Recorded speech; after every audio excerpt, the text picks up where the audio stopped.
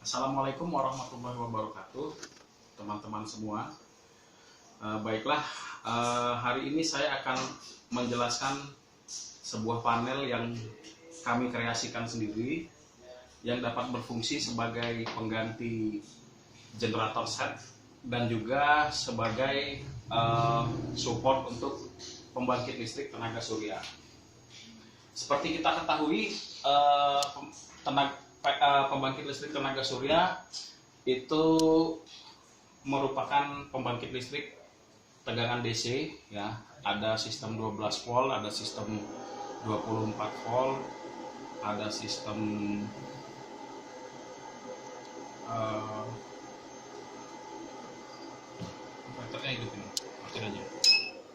ada sistem 24 volt, dan sistem 36 dan 48. Yang saya gunakan ini adalah yang 12 volt, ya, 12 volt. Jadi kita menggunakan satu buah aki. Ini karena untuk demo saya menggunakan aki kapasitas kecil, ya, aki kapasitas kecil, dan juga sebuah inverter pure sine wave. Kenapa harus pure sine wave? Karena banyak inverter yang beredar di pasaran itu adalah inverter square wave atau gelombang kotak, ya. Jadi teman-teman, kalau apa perbedaan inverter pure sine wave dan square wave gitu? Sebenarnya untuk penggunaan, kalau lebih handal, kita lebih handal yang pure sine wave karena bentuk gelombangnya adalah sinusoidal seperti gelombang di listrik yang dihasilkan oleh PLN, ya. Kalau yang inverter gelombang kotak, dia square dengan frekuensi sekitar 50 Hz.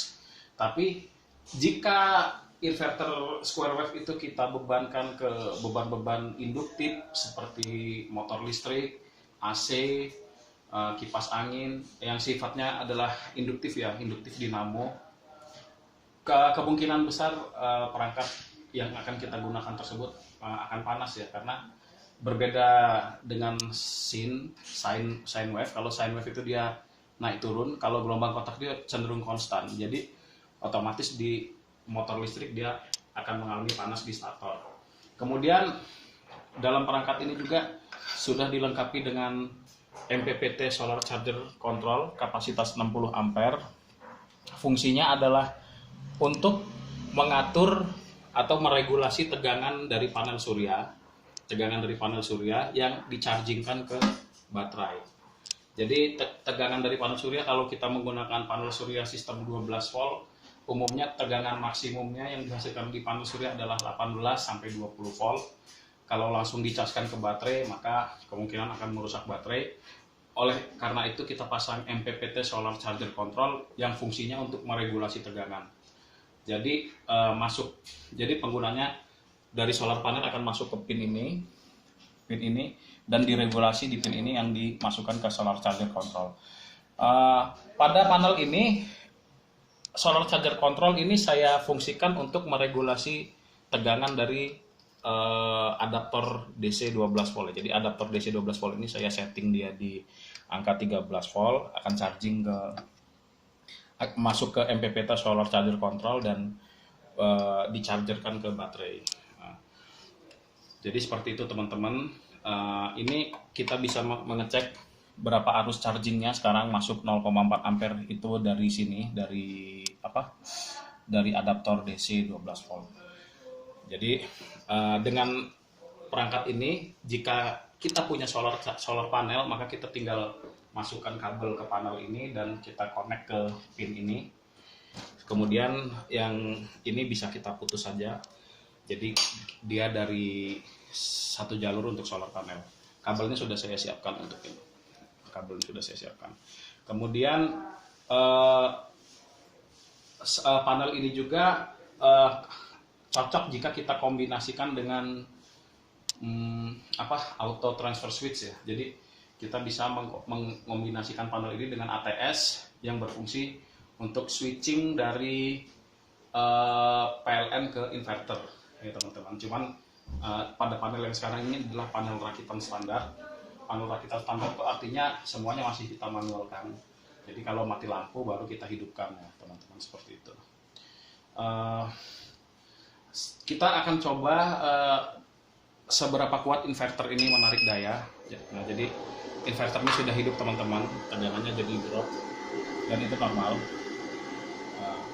Inverter ini sudah menghasilkan tegangan 220 volt AC.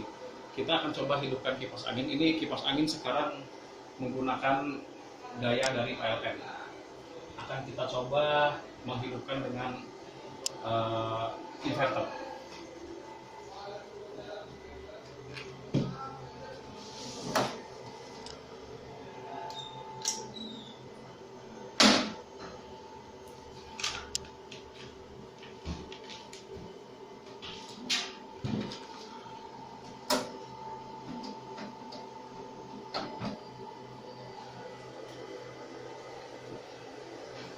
Baik teman-teman, ini sekarang bisa kipasnya sudah kita colok, sudah kita hidupkan langsung dari inverter.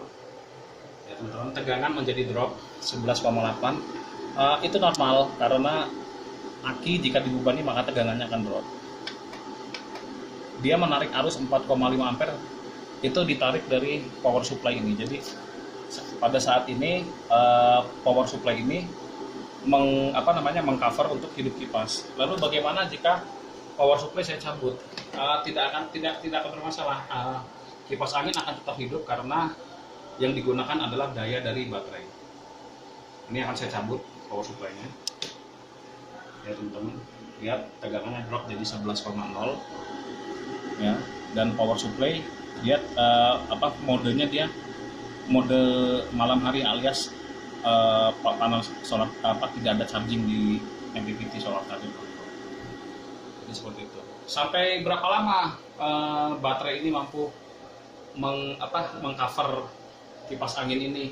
Tergantung kapasitas baterainya. Jadi kalau kita kombinasikan panel ini dengan baterai yang dengan kapasitas yang lebih besar, kemungkinan durability dan kehandalannya akan melebihi dengan baterai yang lebih kecil, baterai kecil seperti ini.